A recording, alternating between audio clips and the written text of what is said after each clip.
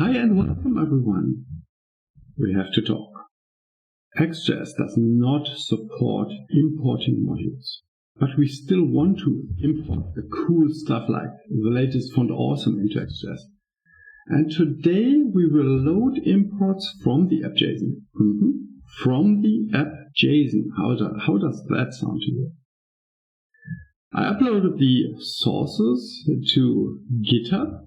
So if you use them or like my content, please give me a free subscription and a thumbs up.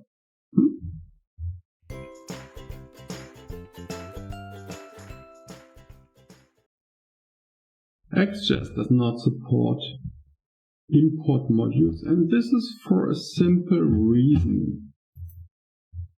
And this is the reason. The type has to be module to allow something to be loaded as a module to import and export.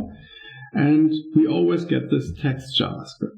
If you watched my last video about import and classes, you understand that this has to be a module. But if we simply change this to module, ExJS will break. We have to come up with a different idea, but more about that in a bit. You do not have to type everything that is following, because I uploaded it to the Git repro. Just go to Dink, like in here, Dink, ExJS Import, and use the code from here. Remember to leave a subscription, please. Now let's take a look into the app.json. Here is the JavaScript section. Whatever you add in here will be added as, and in here, and you can see that everything gets loaded as text JavaScript. Further down, text JavaScript. Everything, especially these things, are loaded as text JavaScript. To add our stuff into app.json, we have to create a new section. Let's name that modules, and I already prepared that. So we are going to import two modules. One is a class and the other includes functions. So this is a class, default class, and these are just two functions. And what do we have in here? The first thing is that this one should be imported as a default. You see that in here we export it as a default, so we want to import it and let it know, just take the default.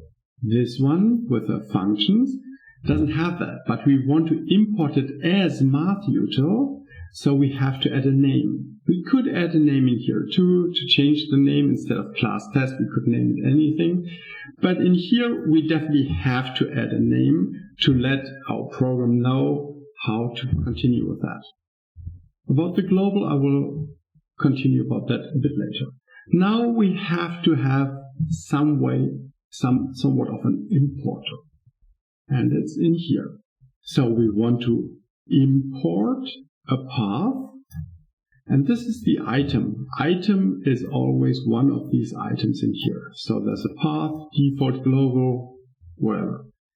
And in our importer, we have this path, global, and default. So about the default. If it is imported as default, we either want to use the item name, or if we do not supply that, we use the default name from the class. And then we want to add it to a namespace with the name and want to use the module default there. The namespace itself depends on if we added global. And if we added global, we want to use the window namespace, it's global JavaScript namespace, or we want to use ExImports. If it is not global, we want to add it to a certain location to ensure that we do not override any globals. We use ExImports. If this is not default, we have to add a name. Otherwise, we will throw a warning. And we just using the module, not the module default, because this one doesn't have a module default. Now that we created the file to import all of this, we have to add it to the index.html. In here, we are saying type module, and we're importing the file. Now we have to grab the information from the app.json. And we're doing that right here. This is a singleton, but if you would like to use it on the fly later on, you might want to make it a standard class. So first we have to initialize our import. To do so, we will add here imports, and then we're using a counter. Whenever a file has been loaded, we update the counter. Whenever we imported a module, it will catch the imported event, which is thrown here, this file event. So this is a global ExJS event, and in here we can catch it as xon. And once all files have been loaded, we want to fire another event, importsload. Now we're going to have the fun part. We're grabbing from the X manifest the modules, we set the number of modules, and then we iterate on each item. So each item is this, one item and another item. And we're just iterating over them and importing them. Now let's test that. In here, F12. We take a look in here and say the first one is import class. As we can see in here, it's global, and we do not add a name, so it should use this class test, and seems to be there. Let's run that. It's working. Now the second one is import functions, which we added in here as math utils, but it's not default global, so it's imports.mathUtil dot, and our function, let's take +2, and it's working. Ta-da! Now for the last thing, let's add FontAwesome. Let me close that up here. And you can see that here, for my buttons, I'm not displaying any button icons. But let's take a look if that is true. Actually, we added in here an icon CLS with these ones, but they're not displaying because we are not yet using FontAwesome free. Let's go back and add that. In our app.json, I already created something. It's this one. So from the node modules, let me show this. From the node modules, I added FontAwesome free. In there, I have this all file, and that's what we are going for in here. And just saying default true, don't have to, I just did that. Now that we added this, let me reload this page. Okay, here we go. Voila!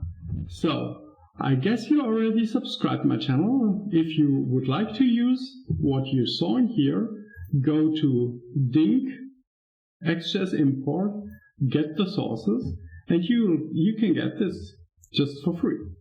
But there is one more thing we have to talk about. Here we do start the import, and here the import is done. So either you want to add this inside the application.js on before launch and ensure that only after all the files have been loaded, like you can see in here, I'll put that in the start here, in the constructor on importsload. So you could continue after this has been fired. And because all of these, like even in the controller on launch, it's not yet there. So you can't use it for configs in the view. and you have to wait until alpha is asynchronous. You have to wait until they're loaded.